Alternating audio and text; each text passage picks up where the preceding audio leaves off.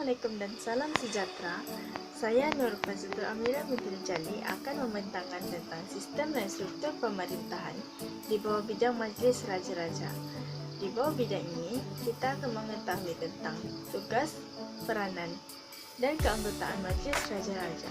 Selain itu, kita juga akan mengetahui tentang cara pelantikan yang di-Pertuan Agung dan timbalan di-Pertuan Agung serta penyimpan mohor besar Raja-Raja di bawah bimbingan NCS Asmanigun sebagai guru mata pelajaran pengajian amat. Isi kandungan terdapat sumber rujukan, pengenalan, dan topik yang akan dibincangkan yaitu Majlis Raja-Raja dan subtopiknya yaitu tugas dan peranan Majlis Raja-Raja, keanggotaan Majlis Raja-Raja, pelantikan yang di-Pertuan Agung, timbalan yang di-Pertuan Agung, serta penyimpan mohor besar Raja-Raja. Akhir sekali rumusannya. Sumber rujukan. Sumber rujukan ini diperoleh daripada sumber internet, bahan ilmiah, dan juga buku. Pengenalan.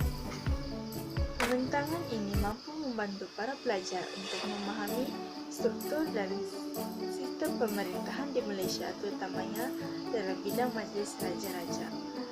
Selain itu, para pelajar juga akan mengetahui tentang maksud Majlis Raja-Raja, tugas, peranan, dan keanggotaan Majlis Raja-Raja, serta cara pelantikan yang di-Pertuan Agung dan timbalan di-Pertuan Agung.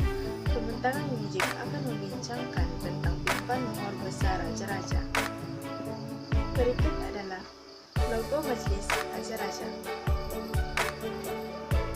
Majlis Raja-Raja. Majlis Raja-Raja telah ditemukan pada tahun 1948 apabila Persekutuan Tanah Melayu diwujudkan.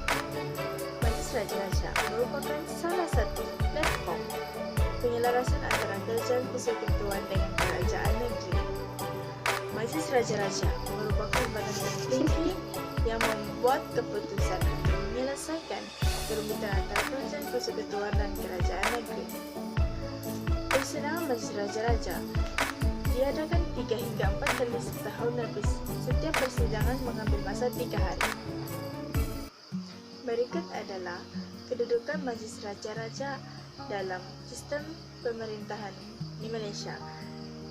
Majlis Raja-Raja terletak di bawah yang di-Pertuan Agung. Tugas dan peranan Majlis Raja-Raja. Peranan Majlis Raja-Raja adalah memilih yang di-Pertuan Agung dan timbalan yang di-Pertuan Agung mengikut peruntukan jadual ketika. Selain itu, mempersetujui atau tidak mempersetujui apa-apa perbuatan, amalan atau upacara agama yang diperluas ke persekutuan secara menyeluruh. Memperkenan atau tidak memperkenankan apa-apa rang undang-undang dan memberikan nasihat mengenai apa-apa pelantikan yang dibawa perlembagaan. Seterusnya, memberi ampun, tunda hukum atau lega hukum, meremitkan, menggantung atau meringankan hukum. Akhir sekali, menindaklanjuti soal-soal dasar negara dan apa-apa perkara lain yang dipikirkannya patut. Keanggotaan Majlis Raja-Raja. Keanggotaan Majlis Raja-Raja terdiri daripada 3 anggota, yaitu 9 orang Sultan atau Raja Melayu. Seterusnya, 4 orang yang di-Pertuan Negeri. Akhir sekali, penyimpan mohor besar Raja-Raja. Kita akan beralih ke subtopik seterusnya, yaitu yang di-Pertuan Agung dan timbalan di-Pertuan Agung. Berikut adalah image yang di-Pertuan Agung dan timbalan yang di-Pertuan Agung sekarang. Cara pelantikan yang di-Pertuan Agung dan timbalan yang di-Pertuan Agung. Seri Paduka Baginda yang di-Pertuan Agung dipilih oleh Majlis Raja-Raja menurut kaedah dan cara yang ditetapkan dalam jadual ketiga Perlembagaan Persekutuan dan Peraturan-Peraturan Majlis Raja-Raja.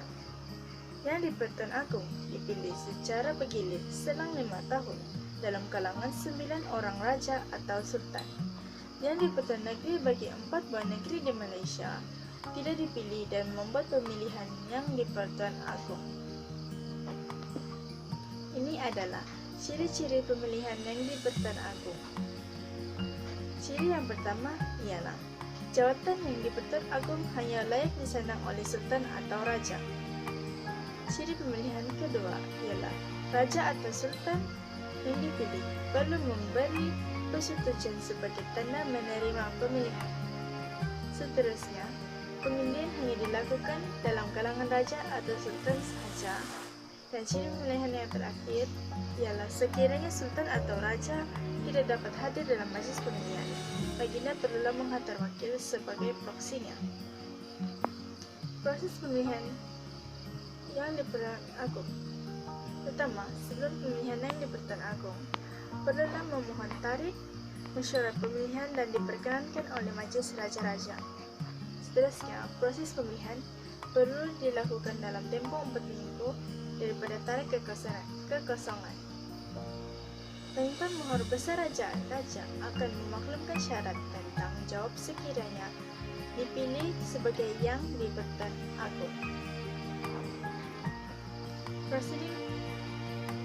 Proses yang kedua ialah prosedur pemilihan yang di Pertuan Agong. Prosedur pertama, Majlis Raja-Raja bersidang untuk memilih yang di Pertuan Agong dan timbalan di Pertuan Agong. Prosedur kedua, pemilihan dibuat secara undi saja. Ketiga, catatan undi dimusnahkan di hadapan raja-raja sebaik sahaja keputusan diumumkan. Seterusnya, catatan undi yang digunakan tidak bernombor dan ditandakan dengan pen dan dapat yang sama dimasukkan dalam peti undi. Dan prosedur terakhir, raja yang paling muda dipilih untuk mengira undi bersama-sama penyimpan Mahkota Besar Raja-Raja. Proses pelantikan yang terakhir ialah proses pemilihan yang di Pertuan Agong dan timbalan yang di Pertuan Agong. Setiap raja dan sultan akan menanda pendapat masing-masing, sama ada sesuai atau tidak sesuai. Seterusnya, selalunya raja yang paling kanan berdasarkan berapa lama baginda memerintah akan dipilih. Proses pemilihan yang ketiga, jawatan yang di Pertuan Agong akan ditawarkan kepada raja atau sultan sekiranya majoriti 5 undi berjaya diperolehi. Proses pemilihan yang keempat, sekiranya raja atau sultan berjaya menolak atau tidak berjaya mendapat undi majoriti, maka pemilihan yang dilakukan untuk kali yang kedua. Proses pemilihan yang terakhir, raja atau sultan yang berjaya mendapatkan undi majoriti dan menerima, maka pihak majlis raja-raja akan mengisytiharkan secara rasmi sebagai yang di Pertuan Agong selama 5 tahun. Pelantikan timbalan yang di Pertuan Agong. Pertama, seseorang raja atau sultan yang mempunyai kelayakan untuk dipilih sebagai timbalan yang di Pertuan Agong. Timbalan yang di Pertuan Agong tidak akan secara otomatis menjadi yang di Pertuan Agong jika berlakunya kemangkatan. Dan fungsi timbalan yang di Pertuan Agong adalah membantu yang di Pertuan Agong sewaktu kesuruhan yang di Pertuan Agong atau ketika berada di luar negara. Selepas tamat urusan pemilihan yang di Pertuan Agong dan timbalan di Pertuan Agong, penyimpan Mahkota Besar Raja-Raja akan menghantar surat mengesahkan keputusan pemilihan itu secara bertulis kepada Dewan Negara, Dewan Rakyat, dan Perdana Menteri. Perdana Menteri akan mengeluarkan kenyataan akhbar mengenai keputusan pemilihan yang di Pertuan Agong dan timbalan di Pertuan Agong. Yang di Pertuan Agong dan timbalan yang di Pertuan Agong hanya boleh menjalankan tugas-tugas rasmi selepas baginda mendatangani sumpah jawatan dalam satu istiadat di raja. Kita akan masuk ke subtopik terakhir, yaitu penyimpan Mahkota Besar Raja-Raja. Tan Sri Syed Daniel Syed Ahmad merupakan penyimpan Mahkota Besar Raja-Raja. Penyimpan Mahkota Besar Raja-Raja. Penyimpan Mahkota Besar Raja-Raja berperanan sebagai setiausaha Majlis Raja-Raja. Penyimpan Mahkota Besar Raja-Raja juga mencatat minit persyarat Majlis Raja-Raja. Penyimpan Mahkota Besar Raja-Raja juga melaksanakan tanggung jawabnya bagi tempoh yang diperkenankan oleh Majlis Raja-Raja. Penyipan Mohon Besar Raja-Raja bertanggung jawab untuk memanggil mesyuarat Majlis Raja-Raja apabila dikehendaki melakukan sedemikian. Rumusan. Secara keseluruhannya, Majlis Raja-Raja memainkan peranan penting dalam sistem dan struktur pemerintahan di Malaysia.